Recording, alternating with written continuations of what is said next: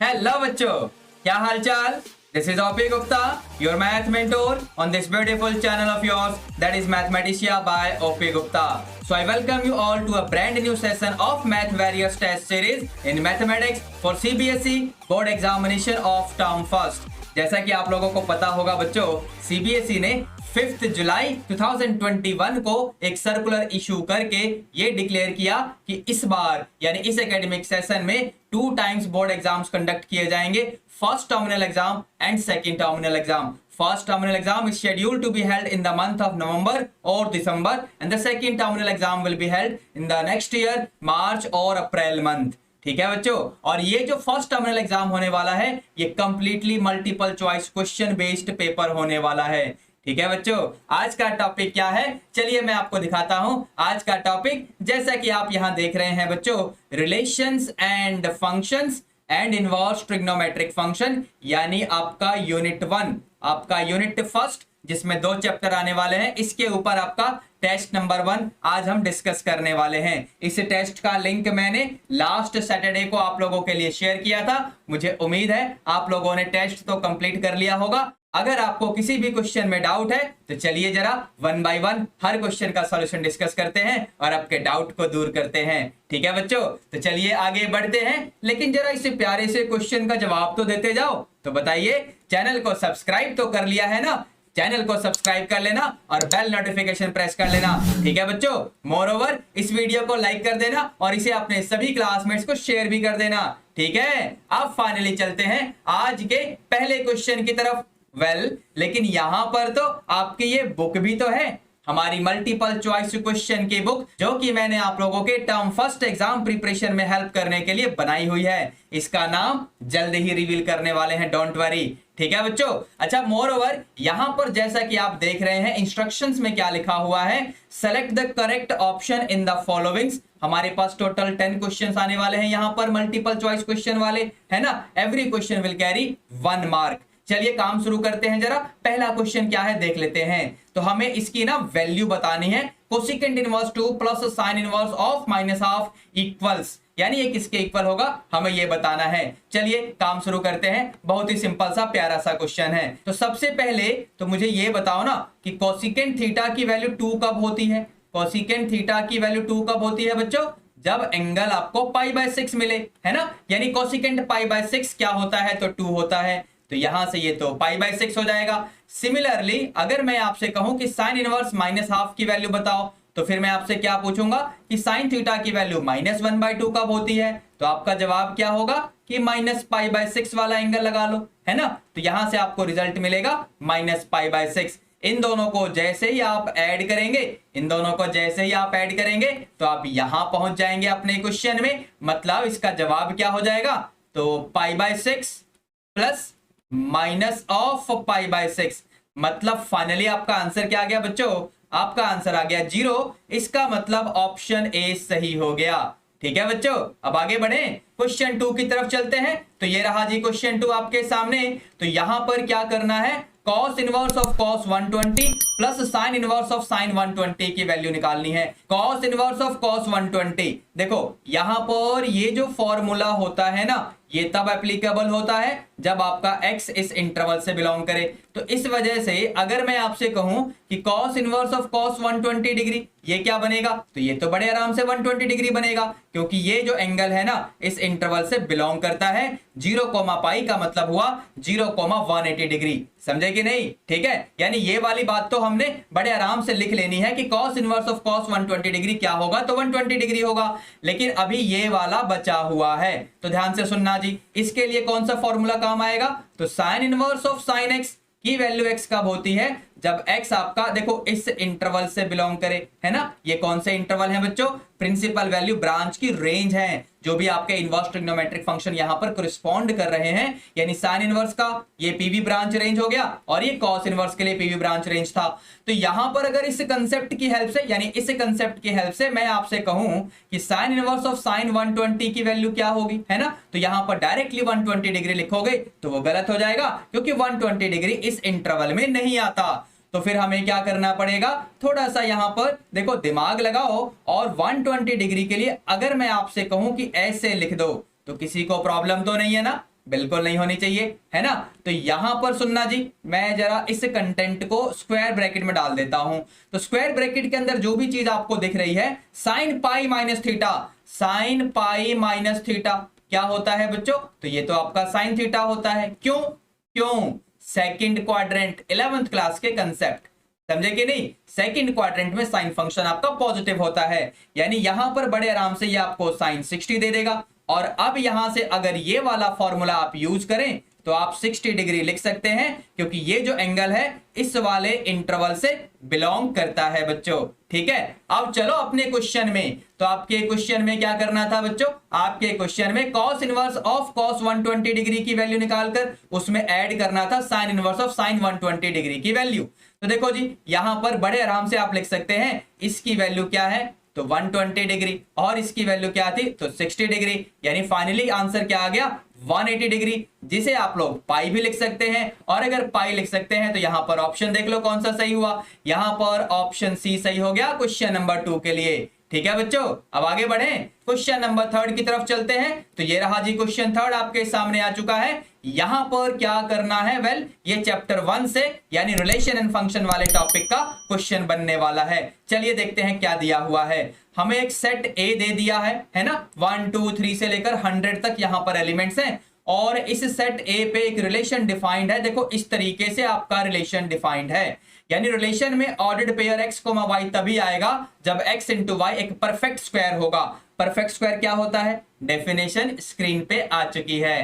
ठीक है बच्चों, चलिए आगे बढ़ते हैं जरा। यहां पर हमसे पूछा क्या गया है? यहां पर हमसे इक्विवेलेंस क्लास, इस एलिमेंट 3 का इक्विवेलेंस क्लास आपको बताना है। यहां पर गिवन ऑप्शंस आपको दिख ही रहे होंगे। देखो बच्चों, हम लोग क्या करेंगे ना, हम यहां पर ये पता करेंगे कि अगर 3, x बिलोंग करेगा आपके रिलेशन से for all x belonging to set A, तो यहां पर x की वैल्यू क्या होंगी? देखो 3, x अगर रिलेशन R से बिलोंग करेगा तो हम ये कहना चाहते हैं कि 3x must be a perfect square. 3x आपका क्या होना चाहिए? तो परफेक्ट स्क्वायर होना चाहिए। तो यहां से x की वैल्यू पता करो सेट A में से, ताकि 3 इंटू एक्स क्या बन जाए? आपका परफेक्ट स्क्वायर बन जाए। तो सुनना ध्यान से, अगर x की वैल्यू मैं 3 ले लूं तो यहां पर 3x क्या बन जाएगा बच्चों? 9 बनेगा, मतलब इसका परफेक्ट स्क्वायर बड़े आराम से आएगा। इसी तरीके से अगर x की वैल्यू मैं 4 लूंगा तो बात तो नहीं बनेगी, क्योंकि 3 इंटू 4 यानी 12 तो परफेक्ट स्क्वायर नंबर नहीं होता है।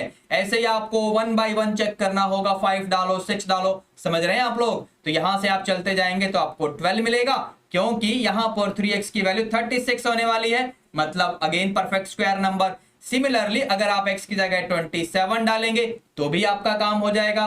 क्यों? क्योंकि यहां से 81 मिलेगा, 81 भी परफेक्ट स्क्वायर नंबर हुआ। ऐसे अगर आप लोग 48 डालेंगे, 48 इंटू 3 क्या होता है? 48 इंटू 3 यानी 3x की वैल्यू पूछ रहा हूं, 144 हो जाएगा। समझे कि नहीं? ये भी परफेक्ट स्क्वायर नंबर होता है। सिमिलरली 75 अगर आप डालेंगे तो भी आपका काम हो जाएगा। क्यों? क्योंकि 3x है ना, यानी 3 इंटू 75 करके देखो ये क्या आएगा? तो 225 आ जाएगा। यानी देखो यहां पर अगर x की वैल्यू मैं ये वाली लेने वाला हूं जो कि सेट A में से ही आएंगी, तो बस यहां पर 3x आपका परफेक्ट स्क्वायर बड़े आराम से बन जाएगा। सो फाइनली अगर आपको इक्विवेलेंस क्लास निकालना था इसका, तो x की इन्हीं वैल्यूज का आपको ना कलेक्शन लिखना होता है बच्चों। तो बस यहां पर आप बड़े आराम से डिक्लेयर कर सकते हैं। ये लो जी, आपका ऑप्शन डी यहां पर आपको दिखना शुरू हो गया होगा। Option D of question number 3 is correct.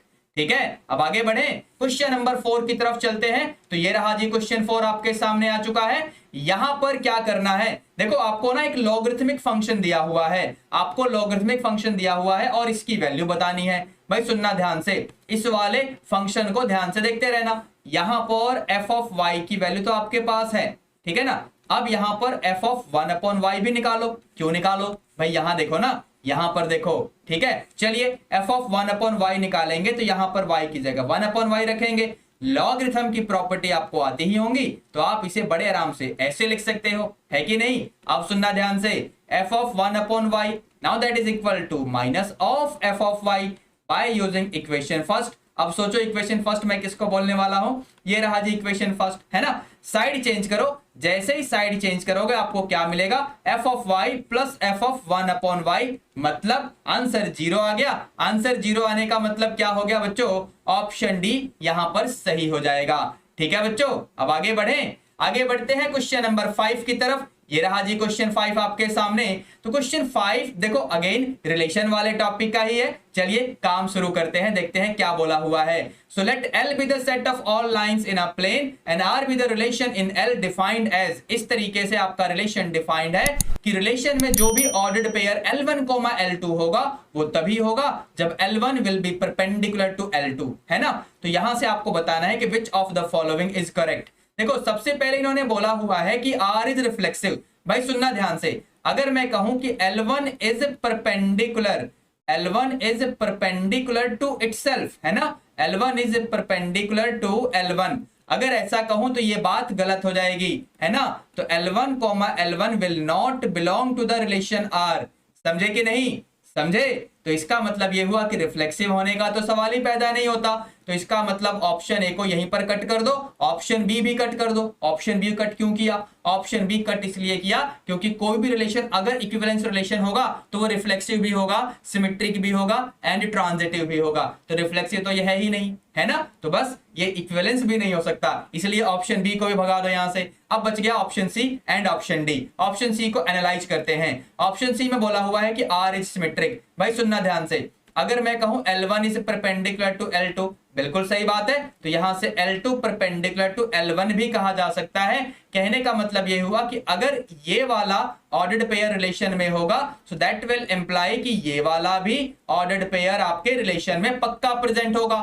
कहने का मतलब सिमेट्री के लिए हमें कोई प्रॉब्लम नहीं है, यानी R आपका सिमेट्रिक होगा, कोई भी दिक्कत नहीं है, ठीक है। लेकिन आगे क्या लिखा हुआ है? आगे लिखा हुआ है ऑप्शन सी में, देखो आगे लिखा हुआ है कि नीदर रिफ्लेक्सिव, ठीक है। ये वाली बात तो हमको पहले से ही पता है, यहां पर हमने देख ही लिया था। Nor transitive. अब देखो इसको भी डिस्कस कर लेते हैं, ध्यान से सुनना। अगर मैं कहूं कि L1 is perpendicular to L2, है ना, फिर मैं कहूं L2 is perpendicular to L3, लेकिन यहां से L1 परपेंडिकुलर टू L3 नहीं कह पाएंगे क्योंकि तीनों ही लाइंस एक ही प्लेन में हैं। हम क्या कह पाएंगे कि L1 will be parallel to L3, है कि नहीं। इसका मतलब ये हुआ कि L1, L2 belongs to R, है ना। L2, L3 ये भी belongs to R, but it does not imply कि L1, L3 belongs to R।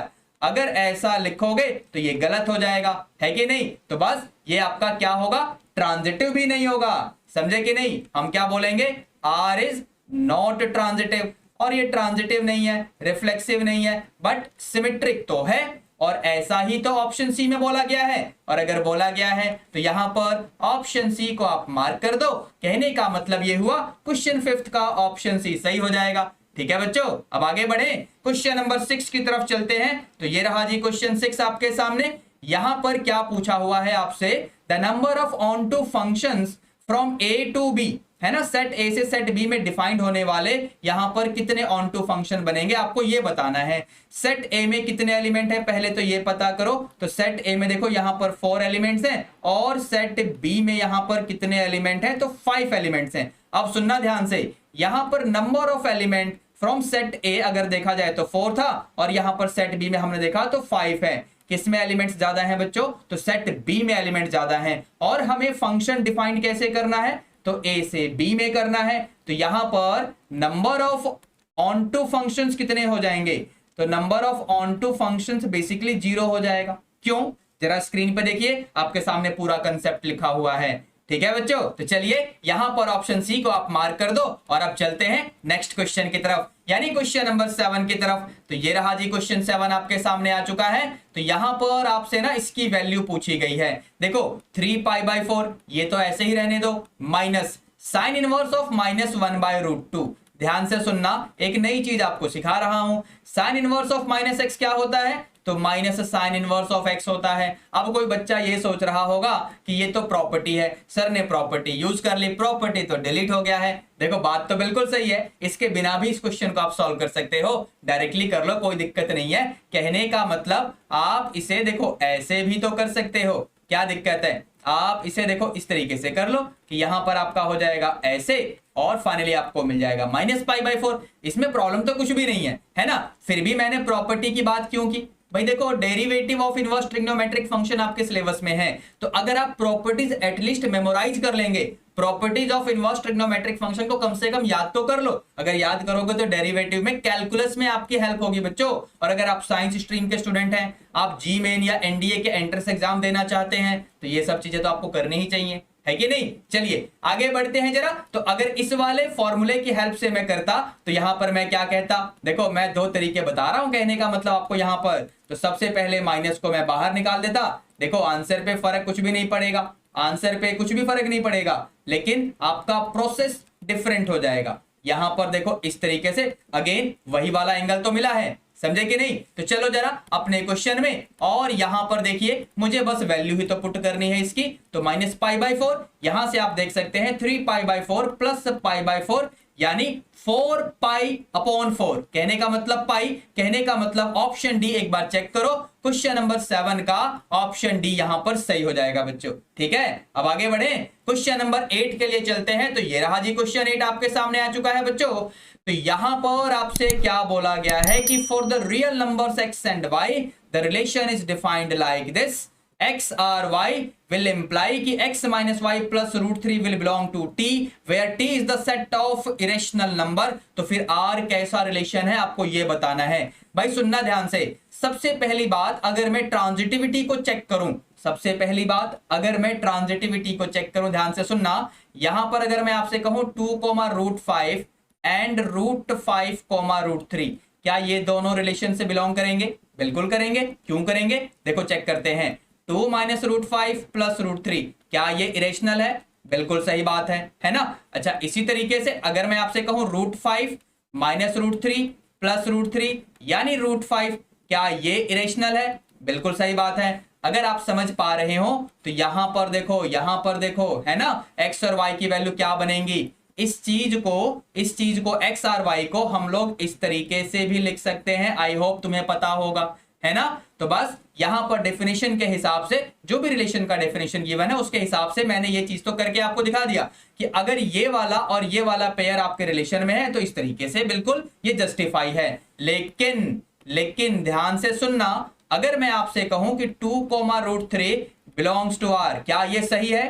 देखो जरा पता करते हैं। यहां पर अगर मैं लिखूंगा डेफिनेशन के हिसाब से, देखो ये रही आपकी डेफिनेशन, है ना, देखो ये रही आपकी डेफिनेशन। तो डेफिनेशन के हिसाब से अगर मैं यहां लिखूं तो देखो इस तरीके से आपको 2 मिलेगा, और अगर आपने ऐसे किया ना तो ये रॉन्ग हो जाएगा, ये फॉल्स हो जाएगा बच्चों, समझे। यानी ये आपका ये स्टेटमेंट भी क्या हो जाएगा, ये भी फॉल्स हो जाएगा, रॉन्ग हो जाएगा। कहने का मतलब ये हुआ a, b रिलेशन में है, b, c रिलेशन में है, लेकिन a, c रिलेशन में नहीं होगा, तो आपका r क्या होने वाला है, नॉट ट्रांजिटिव। कहने का मतलब यहां पर ऑप्शन ए को तो पहले ही खत्म कर दो, ये बिल्कुल पॉसिबल नहीं है। जरा ऑप्शन सी को चेक करते हैं पहले, है ना, फिर ऑप्शन बी की बात करेंगे। देखिए यहां पर अगर मैं ऑप्शन सी की बात करूं तो यहां पर अगर मैं एक पेयर ले लूं आपके लिए, मैंने बोला √3, 2, क्या ये रिलेशन में होगा? बिल्कुल होगा, कोई दिक्कत नहीं है, चेक करके देखो। इस तरीके से आप इसको सिंप्लीफाई कर सकते हैं, जो भी आएगा वो पक्का इरेशनल होगा। लेकिन अगर आपने इसको ऐसे किया, अगर ऐसे किया तो ये क्या बनेगा, x - y plus √3। Definition read कर रहा हूं यहां टॉप में, देखिए आप लोग समझे। तो यहां से जो आंसर आएगा, अगर आपने इसे ऐसे लिखा तो ये गलत हो जाएगा। कहने का मतलब it does not belong to the set of irrational numbers, मतलब ये भी आपके रिलेशन में नहीं होगा। x, y रिलेशन में है लेकिन y, x रिलेशन में नहीं है। a, b belonging to r but b, a does not belongs to r, therefore r is not symmetric। समझे कि नहीं? इसका मतलब ये हुआ कि r आपका सिमेट्रिक भी नहीं, ट्रांजिटिव भी नहीं, तो इक्विवेलेंस होने का तो सवाल ही पैदा नहीं होता।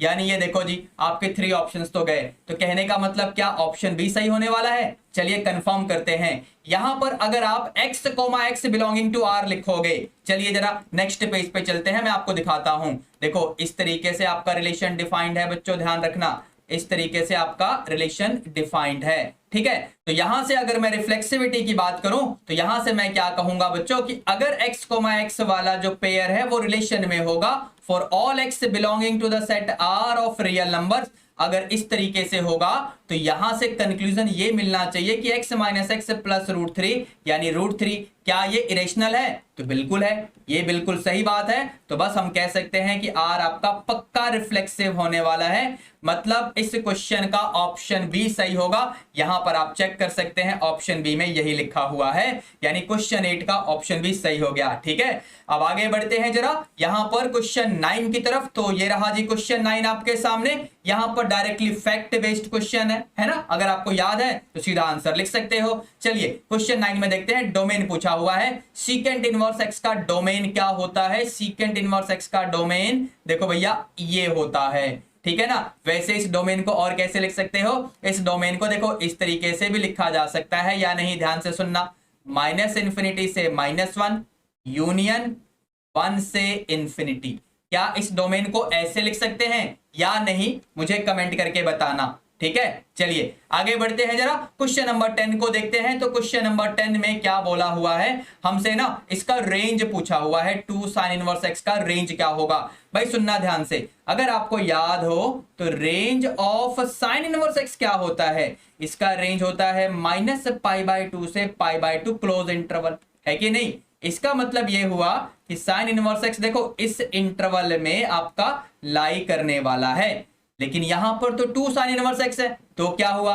दोनों ही साइड 2 से मल्टीप्लाई कर दो। जैसे ही आप 2 से मल्टीप्लाई करेंगे, देखो 2 एक पॉजिटिव नंबर है तो इनइक्वालिटी पे तो कोई फर्क नहीं पड़ेगा, लेकिन हमारा क्वेश्चन सॉल्व हो जाएगा। देखो इसका रेंज अब आपको मिल चुका होगा। क्या होगा इसका रेंज बच्चों? इसका रेंज आएगा -π से π इन द क्लोज्ड इंटरवल। कहने का मतलब एक बार ऑप्शन सी को तो देखो, ऑप्शन सी में यही तो दिया हुआ है आपको, है ना? तो क्वेश्चन 10 का ऑप्शन सी यहां पर सही हो गया। अब आगे बढ़े क्वेश्चन नंबर 11 को देखते हैं। क्वेश्चन 11 में हमें क्या बोला गया है? तो क्वेश्चन 11 जैसा कि आप यहां पर देख रहे हैं, बेसिकली ये असर्शन एंड रीजनिंग टाइप का क्वेश्चन है। तो यहां पर स्टेटमेंट्स ध्यान से पढ़ना, किस तरीके से आपको आंसर करना है। देखो स्टेटमेंट 1 अगर ट्रू होगा, स्टेटमेंट 2 भी अगर ट्रू होगा, लेकिन स्टेटमेंट 2 आपके स्टेटमेंट 1 का करेक्ट एक्सप्लेनेशन होगा, तो ऑप्शन ए को सिलेक्ट करिए। Statement 1 is true, statement 2 is true, statement 2 is not a correct explanation of statement 1। अगर ऐसा होगा तो ऑप्शन बी को सिलेक्ट करिए। ऑप्शन सी में क्या होगा? Statement 1 is true, statement 2 is false, तो फिर ऑप्शन सी को सिलेक्ट कर लेंगे। अकॉर्डिंगली ऑप्शन डी को भी देख सकते हैं, statement 1 is false but statement 2 is true. अगर ऐसा होगा तो ऑप्शन डी को सिलेक्ट करना है। चलिए यहां पर देखते हैं हमारा क्वेश्चन क्या है। तो स्टेटमेंट 1, वैसे स्टेटमेंट 1 को यहां पर असर्शन भी बोला जा सकता है, समझे कि नहीं? इसे असर्शन, और ऐसे ही स्टेटमेंट 2 को रीजन या रीजनिंग, जिस तरीके से भी वो लिखना चाहे ऐसे भी लिख सकते हैं, समझे कि नहीं? अगर क्वेश्चन में ऐसे लिखा हो असर्शन रीजन तो भी कोई प्रॉब्लम नहीं है, स्टेटमेंट 1 स्टेटमेंट 2 ऐसे लिखा हो तो भी कोई प्रॉब्लम नहीं होनी चाहिए। ठीक है, चलिए जरा यहां पर स्टेटमेंट 1 की बात करते हैं। तो यहां पर बोला हुआ है number of symmetric relation defined on this set is 2। देखो नंबर ऑफ सिमेट्रिक रिलेशन का फॉर्मूला आपकी स्क्रीन पे आ चुका है। ठीक है बच्चों, अब सुनना ध्यान से, यहां पर इस वाले सेट में कितने एलिमेंट हैं? इस वाले सेट में एक एलिमेंट है, तो मतलब फॉर्मूले की हेल्प से हम क्या बोलेंगे? फॉर्मूले की हेल्प से हम बोलेंगे देखो इतने सिमेट्रिक रिलेशन आने चाहिए, मतलब 2 की पावर 1 यानी 2 ही सिमेट्रिक रिलेशन आने चाहिए।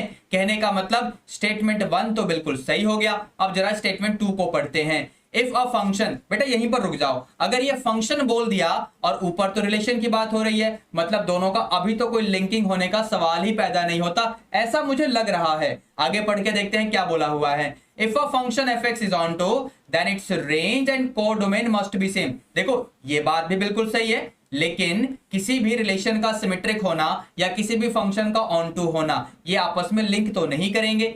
इसका मतलब ये हुआ कि स्टेटमेंट 1 के लिए स्टेटमेंट 2 तो करेक्ट एक्सप्लेनेशन नहीं देगा। दैट मीन्स दोनों ही ट्रू होने के बावजूद statement 2 is not a correct explanation of statement 1। Therefore यहां पर ऑप्शन बी सिलेक्ट किया जाएगा, जैसा कि यहां पर आप पढ़ सकते हो क्या लिखा हुआ है, समझे कि नहीं? स्टेटमेंट 1 भी ट्रू, स्टेटमेंट 2 भी true, but statement 2 is not a correct explanation of statement 1। देखो इस वर्ड को ध्यान से देखते रहना, ठीक है बच्चों? तो क्वेश्चन 11 का आंसर ये हो गया, यानी ऑप्शन बी सही हो जाएगा। इस तरीके से असर्शन एंड रीजनिंग में क्वेश्चंस आते हैं बच्चों, ठीक है ना? अब आगे बढ़ते हैं अगले क्वेश्चन की तरफ। अब चलते हैं जरा नेक्स्ट क्वेश्चन यानी क्वेश्चन नंबर 12 की तरफ। तो जैसा कि आप यहाँ पर देख पा रहे हैं बच्चों, ये केस स्टडी का जो क्वेश्चन है ये रिलेशन एंड फंक्शन वाले टॉपिक में से है। मुझे कैसे पता चला? सबसे नीचे देखो ना, सबसे नीचे सेकंड लास्ट लाइन में देखो एक रिलेशन लिखा हुआ है, समझे कि नहीं? तो चलिए इसका सॉल्यूशन स्टार्ट करते हैं। तो जैसा कि आप यहां पर पढ़ पा रहे होंगे, this is a case study type question which has 5 सब पार्ट्स, लेकिन आपको तो कोई से भी 4 सब पार्ट्स सॉल्व करने होंगे। ठीक है, तो चलिए जरा देखते हैं यहां पर क्या सिचुएशन हमें दिया हुआ है। A general election of Lok Sabha is a gigantic exercise. About 911 million people were eligible to vote and voter turnout was about 67%, the highest ever. Let I be the set of all citizens of India who were eligible to exercise their voting right in general election held in 2019. A relation R is defined on I as follows. इस तरीके से आपका relation defined है। किस तरीके से defined है कि रिलेशन के अंदर एक पेयर V1, V2 प्रेजेंट होगा। कब प्रेजेंट होगा? जब V1 एंड V2 बिलोंग करेंगे I से। I से बिलोंग करने का मतलब देखो यहां पर I be the set of all citizens of India who were eligible to exercise their voting right.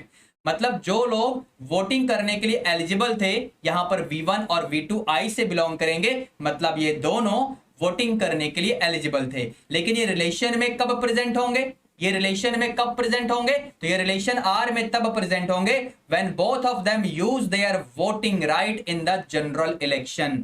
जब ये वोटिंग राइट यूज करेंगे तब जाके रिलेशन में प्रेजेंट होंगे, समझे कि नहीं? तो यहां पर इस इंफॉर्मेशन के ऊपर बेस्ड हमें क्वेश्चंस मिलने वाले हैं। चलिए जरा अगले पेज पे चलते हैं और इन क्वेश्चंस को वन बाय वन सॉल्व करते हैं।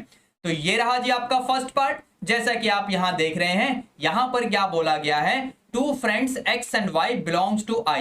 कहने का मतलब ये दोनों ही वोट करने के लिए एलिजिबल हैं। X and Y both exercise their voting right in the general election. इसका मतलब सीधा सा ये हुआ कि X, Y आपके रिलेशन में प्रेजेंट होगा। क्यों होगा?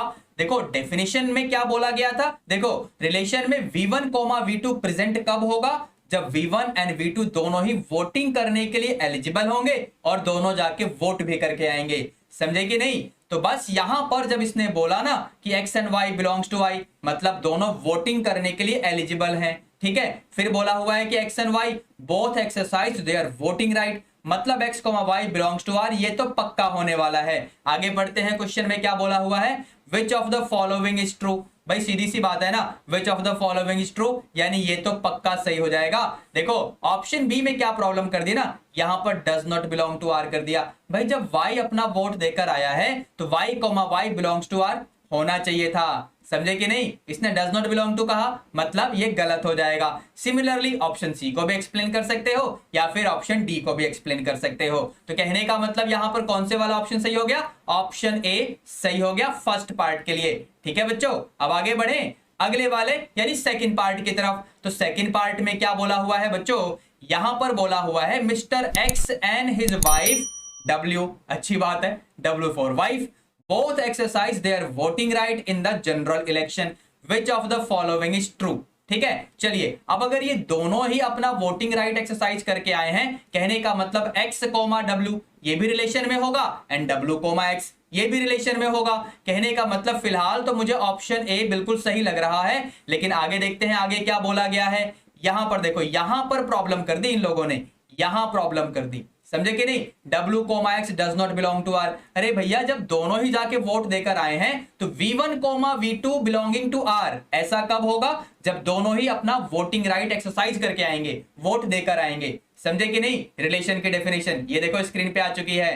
ठीक है बच्चों, समझ रहे हो ना? ठीक है, यानी ऑप्शन बी ये तो सही बिल्कुल नहीं हो सकता। ऑप्शन सी वेल अगेन यहां पर देखो ये प्रॉब्लम क्रिएट कर दी, समझे कि नहीं? सिमिलरली ऑप्शन डी के बारे में भी ऐसे ही कहा जा सकता है। So that means option A यहां पर सही हो जाएगा सेकंड पार्ट के लिए। ठीक है बच्चों, अब आगे बढ़े थर्ड पार्ट की तरफ चलते हैं। तो ये रहा जी थर्ड पार्ट आपके सामने आ चुका है। यहां पर क्या बोला गया है बच्चों, पढ़िए ध्यान से। 3 ब्रदर्स, 3 भाई लोग हैं, ठीक है, B1, B2 एंड B3, ये तीनों जाके अपना वोटिंग राइट एक्सरसाइज करके आ रहे हैं। तो फिर कौन से वाला ट्रू है आपको यही तो बताना है। यहां पर देखो अगर तीनों अपना वोटिंग राइट एक्सरसाइज करके आए हैं तो ये वाली बात तो बिल्कुल सही लगती है कि B1, B2 रिलेशन में होगा। ये भी सही है कि B2, B3 रिलेशन में होगा। और फिर ये भी सही है कि B1, B3 रिलेशन में होगा। इसका मतलब ऑप्शन ए के सही होने के चांस यहां पर हैं, लेकिन आगे वाले ऑप्शंस को भी एनालाइज करते हैं कि गड़बड़ क्या है। देखो यहां पर गड़बड़ कर रखी है ना।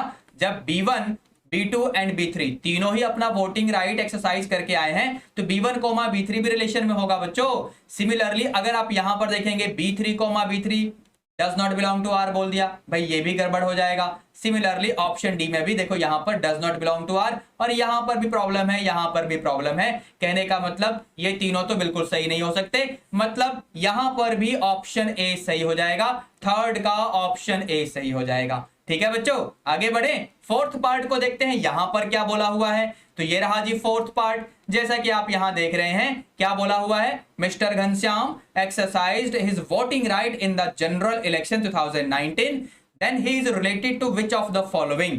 ठीक है, यानी मिस्टर घनश्याम जो अपना वोटिंग राइट एक्सरसाइज करके आए हैं तो इनमें से कौन से वाले कंडीशन के हिसाब से वो रिलेट करेंगे। चलिए पढ़ते हैं। All those eligible voters who cast their votes, family members of mister Ghanshyam, all citizens of India, eligible voters of India. देखो अगर ये वोटिंग राइट अपना एक्सरसाइज करके आया है तो ये उन लोगों के सेट से बिलोंग करेंगे, उन लोगों के सेट से रिलेट करेंगे जो अपना वोटिंग राइट एक्सरसाइज करके आए हैं, अपना वोट कास्ट करके आए हैं। कहने का मतलब फोर्थ का भी ऑप्शन ए यहां पर सही होगा बच्चों, समझे कि नहीं? बात क्लियर है सभी को? अब आगे बढ़ते हैं, अब चलते हैं जरा फिफ्थ पार्ट को भी देख लेते हैं। तो यहां पर क्या बोला गया है, the above defined relation R is, जो रिलेशन आर आपके लिए डिफाइंड करके दिया गया था, स्क्रीन पर डेफिनेशन चेक करिए। तो इस डेफिनेशन के हिसाब से ये रिलेशन आर कैसा रिलेशन है, भाई सुनना ध्यान से। तो सुनना ध्यान से बच्चों, अगर मैं आपसे कहूं कि V1, V1 belongs to are, क्या ऐसा कहा जा सकता है? बिल्कुल कोई दिक्कत नहीं है। V1 अपना वोटिंग राइट एक्सरसाइज करके आया है तो V1, V1 belongs to are, क्या दिक्कत है इसमें? कोई भी दिक्कत नहीं है। कहने का मतलब यहां पर आर को हम रिफ्लेक्सिव तो बोल सकते हैं, नो डाउट। ठीक है, दूसरी बात, अगर मैं ये एज्यूम करूं कि ये रिलेशन में है, मतलब V1 एंड V2 दोनों ही अपना वोटिंग राइट एक्सरसाइज करके आए हैं, तो इसका मतलब V2, V1 ये भी रिलेशन में होगा, इसमें भी कोई डाउट नहीं है। कहने का मतलब यहां से हम आर को क्या बोल सकते हैं कि भाई ये तो सिमेट्रिक भी है, इसमें भी कोई डाउट नहीं होना चाहिए। बात समझ आ रही है सभी को? ठीक है ना। अच्छा, इसके बाद यहां पर अगर मैं आपसे कहूं कि V1, V2 ये आपके रिलेशन में है, एंड V2, V3 ये भी आपके रिलेशन में है, मतलब ये दोनों अपना वोटिंग राइट एक्सरसाइज करके आए हैं, ये दोनों भी अपना वोटिंग राइट एक्सरसाइज करके आए हैं, तो क्लियर बात है ना कि V1, V3 ये भी रिलेशन में होगा, मतलब V1 एंड V3 भी अपना वोटिंग राइट एक्सरसाइज करके आए हैं। तो इसका मतलब ये हुआ कि आर आपका क्या हो जाएगा, आर आपका ट्रांजिटिव भी हो जाएगा। अब देखना ध्यान से, रिलेशन आर आपका रिफ्लेक्सिव कंडीशन को फुलफिल कर गया, सिमेट्री की कंडीशन को फुलफिल कर गया और ट्रांजिटिविटी की कंडीशन को भी फुलफिल कर गया। इसका मतलब रिलेशन आर कैसा रिलेशन है, तो ये आपका इक्विवेलेंस रिलेशन है। मतलब ये हुआ कि फिफ्थ पार्ट का ऑप्शन सी सही हो गया। ठीक है बच्चों, तो बस बच्चों इसी के साथ हम लोग आज का सेशन तो वाइंड अप करते हैं। अब हम लोग मिलेंगे नेक्स्ट लेक्चर में कुछ और इंटरेस्टिंग क्वेश्चंस के साथ। ठीक है बच्चों, इससे पहले कि मैं आज का सेशन वाइंड अप करूं, चलिए मैं आप लोगों को अपनी मैथमेटिशिया बुक्स से इंट्रोड्यूस करवा देता हूं। यहाँ पर जैसा कि आप देख पा रहे हैं बच्चों, ये रही हमारी क्लास 11th की मैथमेटिशिया बुक, यानी यहाँ पर 2 बुक्स आपको दिख रही हैं। इस वाली बुक में क्या है, यहाँ पर हर चैप्टर के लिए आपको थ्योरी यानी कंसेप्ट, हर चैप्टर के लिए एग्जाम्पल्स, हर चैप्टर के लिए एक्सरसाइजेज, एक्सरसाइज के हर क्वेश्चन का आंसर और हर चैप्टर के ऊपर एक टेस्ट फॉर सेल्फ इवेल्युएशन। ठीक है, और इसमें क्या होगा, एक्सरसाइज के हर क्वेश्चन का डिटेल्ड सॉल्यूशन। समझे? यहाँ पर आपको एक फ्री पीडीएफ चैप्टर भी मिलेगा, जैसा कि आप यहाँ पर देख पा रहे हैं। इस लिंक को अपने ब्राउजर में डाल सकते हो या फिर इस वीडियो का डिस्क्रिप्शन बॉक्स चेक कर लेना, आपको फ्री पीडीएफ चैप्टर मिल जाएगा बच्चों। अच्छा, क्लास 12th की मैथमेटिशिया बुक, जैसा कि आप यहाँ पर देख पा रहे हैं बच्चों, ये बुक 13th रिवाइज्ड एडिशन में है और ये बुक आपके board exams as well as entrance exam दोनों टाइप की प्रिपरेशन को ध्यान में रखते हुए बनाई गई है। This book is written for the academic session 21 to 22 as per the competency based education. That's why it includes case study questions also. Moreover, this book also has been given with the detailed solution for each exercises question of each and every chapter. क्या यहाँ पर भी free chapters हैं? बिल्कुल, यहाँ पर तो 2 chapters आपको फ्री मिलने वाले हैं, यानी chapter 3 of your NCERT matrix वाला टॉपिक देख लो यहाँ पर, और चैप्टर 7 ऑफ योर एनसीईआरटी यानी इंटीग्रेशन वाला चैप्टर। ठीक है, और ये लिंक आपको इस वीडियो के डिस्क्रिप्शन बॉक्स में ही मैंने डाल के दिए हुए हैं। ठीक है बच्चों, अब मैं जरा आपको कुछ और पब्लिकेशन भी दिखा दूं अपनी। तो ये रही हमारी एनसीईआरटी एग्जाम्पलर प्रॉब्लम की सॉल्यूशंस बुक, मतलब क्लास 12 के लिए, और ये क्लास 11 के लिए। ठीक है, ये हमारी ऑब्जेक्टिव मैथमेटिशिया बुक है क्लास 12 के लिए। और क्या है हमारे पास, ये हमारा सीबीएसई का चैप्टर वाइज पीवाईक्यू वाला बुक है, ये वाला, समझे। और ये क्या है, ये सीबीएसई के प्रीवियस ईयर के सॉल्व्ड पेपर वाली बुक है, लेकिन इसमें latest pattern based sample question paper भी ऐड किए जाते हैं। अगर आप लोग अपनी बुक को ऑर्डर करना चाहते हैं तो बुक्स ऑर्डर करने के लिए आप इस व्हाट्सएप नंबर पे मैसेज कर सकते हैं। आप लोगों को सारी डिटेल प्रोवाइड कर दी जाएंगी along with the price description. अब आगे बढ़ते हैं जरा, और यहाँ पर इसे प्यारे से क्वेश्चन का आंसर करते हैं। इसका आंसर क्या होने वाला है, सब्सक्राइब तो कर लिया है ना? हाँ जी, बहुत बढ़िया, वेरी गुड। सब्सक्राइब तो कर लिया है ना? ना जी, ना जी क्यों? इस चैनल को सब्सक्राइब करके बेल नोटिफिकेशन प्रेस कर लेना, ताकि हर वीडियो की अपडेट आप लोगों को टाइम टू टाइम मिलती रहे। और फिर इस वीडियो को लाइक करने के बाद इस वीडियो को अपने सभी क्लासमेट्स के साथ भी शेयर कर देना। ठीक है बच्चों, तो चलिए बच्चों, इसी के साथ I am going to wind up the session for now. This is OP Gupta, your math mentor on this beautiful channel of yours, that is Mathematica by OP Gupta. Signing off for the day. Let's meet in the next class. Till then, be good, take care, all the best. Thank you.